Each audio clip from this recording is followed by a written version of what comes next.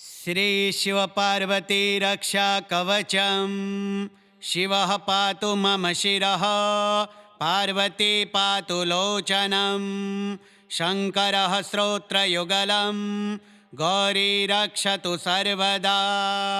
त्रिलोचनः कपोलौ मे, वदनं चन्द्रशेखरः। गिरिजाजिह्विकां पातु, कंठं नीलकंठकः। भुजौ पिनाकी मे पातु, स्कंधौ शूलधरो विभुः। उमा पातु करद्वन्द्वं, सर्वकर्मसु सिद्धये। हृदयं मे महादेवः, पार्वती पातु चेतसं। नाभिं पातु जगन्नाथो, कटिं मे शैलजा सदा। ऊरो वृषभवाहनः, जानुनी शम्भुरव्ययः। जङ्घे पातु महेशानी, पादौ पातु पशुपतिः। प्राणान् रक्षतु विश्वेशः, सर्वाङ्गं गिरिजापतिः। छायां मे चाम्बिका पातु, सर्वत्र विजयी भवेत्। गृहे क्षेत्रे जले वापि, संग्रामे शत्रुसङ्कटे। पार्वतीशौ सदा पातां, भक्तमां नात्र संशयः। रात्रौ पातु महाकालो, दिवा पातु वृषध्वजः। सर्वकालेषु मां पातु, भवानीशः सनातनः। यत्र यत्र स्थितोऽहं वै, तत्र तत्र महेश्वरौ। रक्षां कुरुतां नित्यं, शिवशक्ति निरन्तरम्। शिवः पातु मम शिरः, पार्वती पातु लोचनम्। शङ्करः श्रोत्रयुगलं, गौरी रक्षतु सर्वदा। त्रिलोचनः कपोलौ मे, वदनं चन्द्रशेखरः। गिरिजाजिह्विकां पातु, कंठं नीलकंठकः। भुजौ पिनाकी मे पातु, स्कंधौ शूलधरो विभुः। उमा पातु करद्वन्द्वं, सर्वकर्मसु सिद्धये। हृदयं मे महादेवः, पार्वती पातु चेतसं। नाभिं पातु जगन्नाथो, कटिं मे शैलजा सदा। ऊरो वृषभवाहनः, जानुनी शम्भुरव्ययः। जङ्घे पातु महेशानी, पादौ पातु पशुपतिः। प्राणान् रक्षतु विश्वेशः, सर्वाङ्गं गिरिजापतिः। छायां मे चाम्बिका पातु, सर्वत्र विजयी भवेत्। गृहे क्षेत्रे जले वापि, संग्रामे शत्रुसङ्कटे। पार्वतीशौ सदा पातां, भक्तमां नात्र संशयः। रात्रौ पातु महाकालो, दिवा पातु वृषध्वजः। सर्वकालेषु मां पातु, भवानीशः सनातनः। यत्र यत्र स्थितोऽहं वै, तत्र तत्र महेश्वरौ। रक्षां कुरुतां नित्यं, शिवशक्ति निरन्तरम्। शिवः पातु मम शिरः, पार्वती पातु लोचनम्। शङ्करः श्रोत्रयुगलं, गौरी रक्षतु सर्वदा। त्रिलोचनः कपोलौ मे, वदनं चन्द्रशेखरः। गिरिजाजिह्विकां पातु, कंठं नीलकंठकः। भुजौ पिनाकी मे पातु, स्कंधौ शूलधरो विभुः। उमा पातु करद्वन्द्वं, सर्वकर्मसु सिद्धये। हृदयं मे महादेवः, पार्वती पातु चेतसं। नाभिं पातु जगन्नाथो, कटिं मे शैलजा सदा ऊरो वृषभवाहनः जानुनी शम्भुरव्ययः जङ्घे पातु महेशानी पादौ पातु पशुपतिः प्राणान् रक्षतु विश्वेशः सर्वाङ्गं गिरिजापतिः छायां मे चाम्बिका पातु सर्वत्र विजयी भवेत् गृहे क्षेत्रे जले वापि संग्रामे शत्रुसङ्कटे पार्वतीशौ सदा पातां भक्तमां नात्र संशयः रात्रौ पातु महाकालो दिवा पातु वृषध्वजः सर्वकालेषु मां पातु भवानीशः सनातनः यत्र यत्र स्थितोऽहं वै तत्र तत्र महेश्वरौ रक्षां कुरुतां नित्यं शिवशक्तिनिरन्तरं शिवः पातु मम शिरः पार्वती पातु लोचनं शङ्करः श्रोत्रयुगलं गौरी रक्षतु सर्वदा त्रिलोचनः कपोलौ मे वदनं चन्द्रशेखरः गिरिजा जिह्विकां पातु कण्ठं नीलकण्ठकः भुजौ पिनाकी मे पातु स्कन्धौ शूलधरो विभुः उमा पातु करद्वन्द्वं सर्वकर्मसु सिद्धये हृदयं मे महादेवः पार्वती पातु चेतसं नाभिं पातु जगन्नाथो कटिं मे शैलजा सदा ऊरो वृषभवाहनः जानुनी शम्भुरव्ययः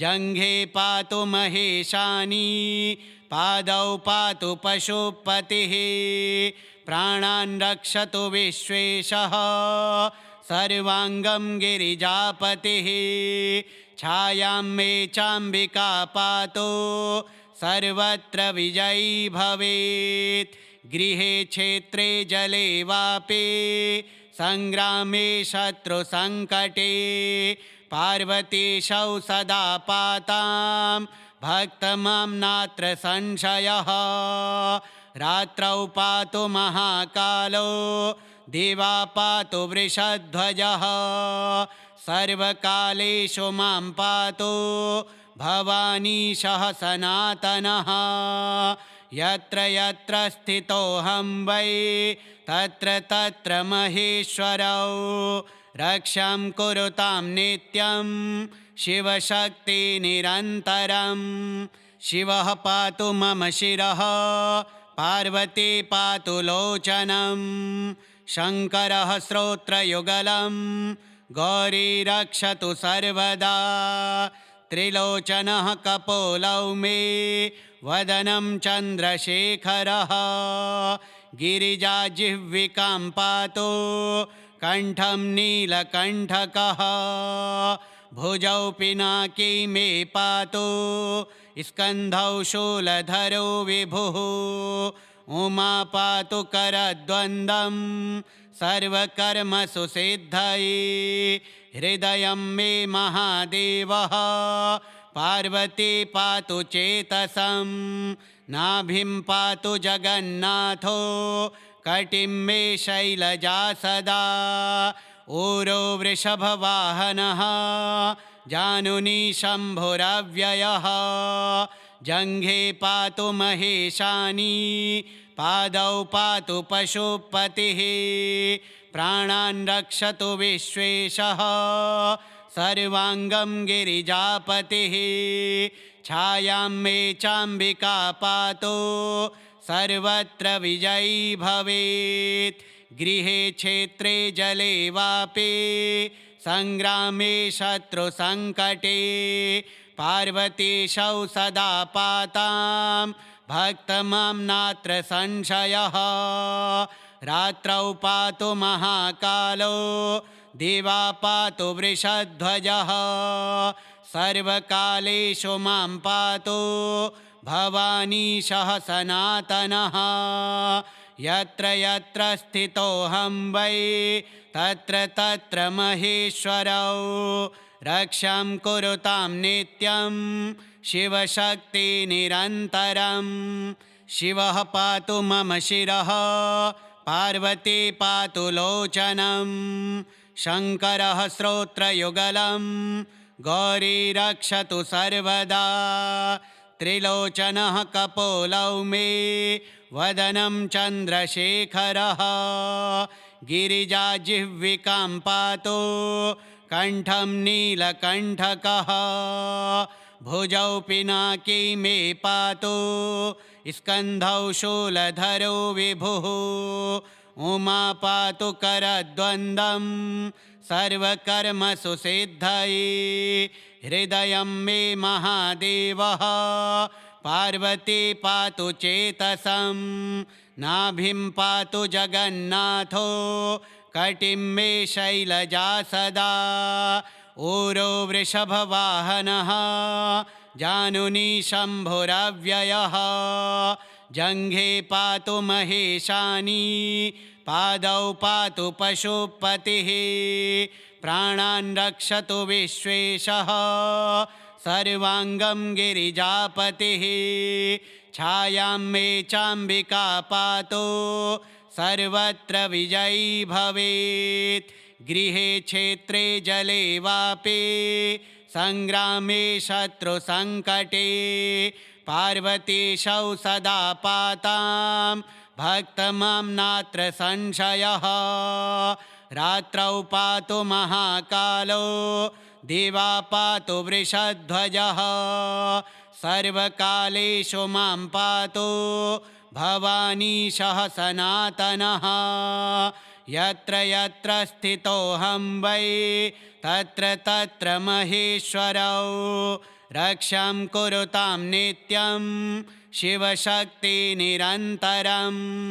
शिवः पातु मम शिरः पार्वती पातु लोचनं शङ्करः श्रोत्रयुगलं गौरी रक्षतु सर्वदा त्रिलोचनः कपोलौ मे वदनं चन्द्रशेखरः गिरिजाजिह्विकां पातु कण्ठं नीलकण्ठकः भुजौ पिनाकी मे पातु स्कन्धौ शूलधरो विभुः उमा पातु करद्वन्द्वं सर्वकर्मसु सिद्धये हृदयं मे महादेवः पार्वती पातु चेतसं नाभिं पातु जगन्नाथो कटिं मे शैलजा सदा ऊरो वृषभवाहनः जानुनी शम्भुरव्ययः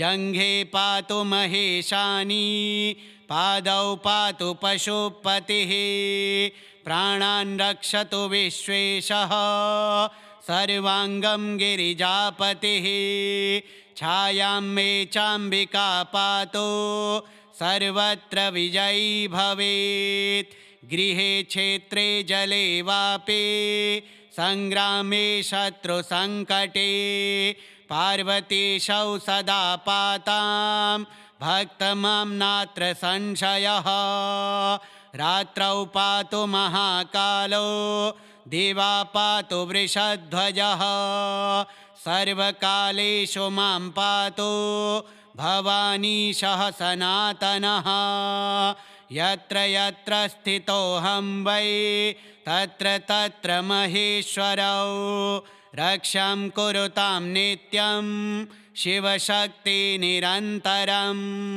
शिवः पातु मम शिरः पार्वती पातु लोचनं शङ्करः श्रोत्रयुगलं गौरी रक्षतु सर्वदा त्रिलोचनः कपोलौ मे वदनं चन्द्रशेखरः गिरिजाजिह्विकां पातु कण्ठं नीलकण्ठकः भुजौ पिनाकी मे पातु स्कन्धौ शूलधरो विभुः उमा पातु करद्वन्द्वं सर्वकर्मसु सिद्धये हृदयं मे महादेवः पार्वती पातु चेतसं नाभिं पातु जगन्नाथो कटिं मे शैलजा सदा ऊरो वृषभवाहनः जानुनी शम्भुरव्ययः जङ्घे पातु महेशानी पादौ पातु पशुपतिः प्राणान् रक्षतु विश्वेशः सर्वाङ्गं गिरिजापतिः छायां मे चाम्बिका पातु सर्वत्र विजयी भवेत् गृहे क्षेत्रे जले वापि संग्रामे शत्रुसङ्कटे पार्वतीशौ सदा पातां भक्तमां नात्र संशयः रात्रौ पातु महाकालो दिवा पातु वृषध्वजः सर्वकालेषु मां पातु भवानीशः सनातनः यत्र यत्र स्थितोऽहं वै तत्र तत्र महेश्वरौ रक्षां कुरुतां नित्यं शिवशक्तिनिरन्तरं शिवः पातु मम शिरः पार्वती पातु लोचनं शङ्करः श्रोत्रयुगलं गौरी रक्षतु सर्वदा त्रिलोचनः कपोलौ मे वदनं चन्द्रशेखरः गिरिजा जिह्विकां पातु कण्ठं नीलकण्ठकः भुजौ पिनाकी मे पातु स्कन्धौ शूलधरो विभुः उमा पातु करद्वन्द्वं सर्वकर्मसु सिद्धये हृदयं मे महादेवः पार्वती पातु चेतसं नाभिं पातु जगन्नाथो कटिं मे शैलजा सदा ऊरो वृषभवाहनः जानुनी शम्भुरव्ययः जङ्घे पातु महेशानी पादौ पातु पशुपतिः प्राणान् रक्षतु विश्वेशः सर्वाङ्गं गिरिजापतिः छायां मे चाम्बिका पातु सर्वत्र विजयी भवेत् गृहे क्षेत्रे जले वापि संग्रामे शत्रुसङ्कटे पार्वतीशौ सदा पातां भक्तमां नात्र संशयः रात्रौ पातु महाकालो दिवा पातु वृषध्वजः सर्वकालेषु मां पातु भवानीशः सनातनः यत्र यत्र स्थितोऽहं वै तत्र तत्र महेश्वरौ रक्षां कुरुतां नित्यं शिवशक्तिनिरन्तरं शिवः पातु मम शिरः पार्वती पातु लोचनं शङ्करः श्रोत्रयुगलं गौरी रक्षतु सर्वदा त्रिलोचनः कपोलौ मे वदनं चन्द्रशेखरः गिरिजा जिह्विकां पातु कण्ठं नीलकण्ठकः भुजौ पिनाकी मे पातु स्कन्धौ शूलधरो विभुः उमा पातु करद्वन्द्वं सर्वकर्मसु सिद्धये हृदयं मे महादेवः पार्वती पातु चेतसं नाभिं पातु जगन्नाथो कटिं मे शैलजा सदा ऊरो वृषभवाहनः जानुनी शम्भुरव्ययः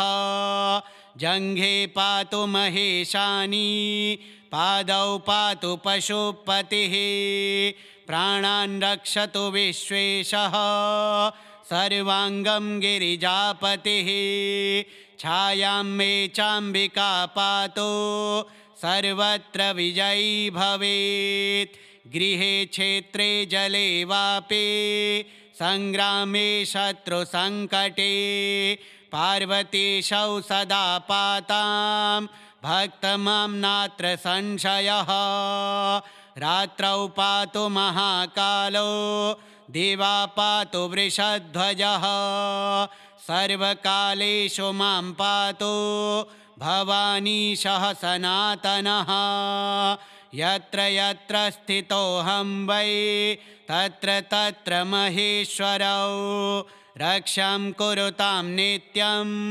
शिवशक्तिनिरन्तरं शिवः पातु मम शिरः पार्वती पातु लोचनं शङ्करः श्रोत्रयुगलं गौरी रक्षतु सर्वदा त्रिलोचनः कपोलौ मे वदनं चन्द्रशेखरः गिरिजाजिह्विकां पातु कण्ठं नीलकण्ठकः भुजौ पिनाकी मे पातु स्कन्धौ शूलधरो विभुः उमा पातु करद्वन्द्वं सर्वकर्मसु सिद्धये हृदयं मे महादेवः पार्वती पातु चेतसं नाभिं पातु जगन्नाथो कटिं मे शैलजा सदा ऊरो वृषभवाहनः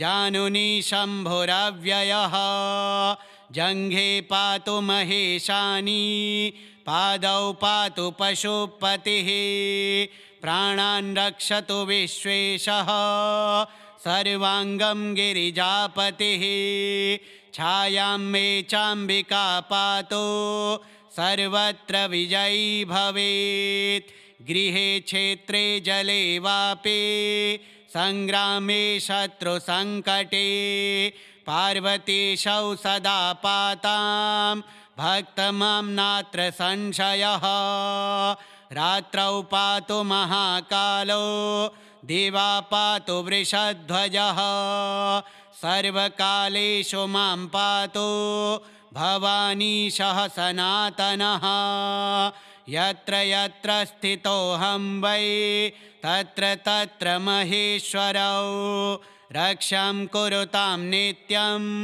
शिवशक्तिनिरन्तरं श्रीशिवपार्वतीकवचं श्रीशिवपार्वत्यार्पणमस्तु।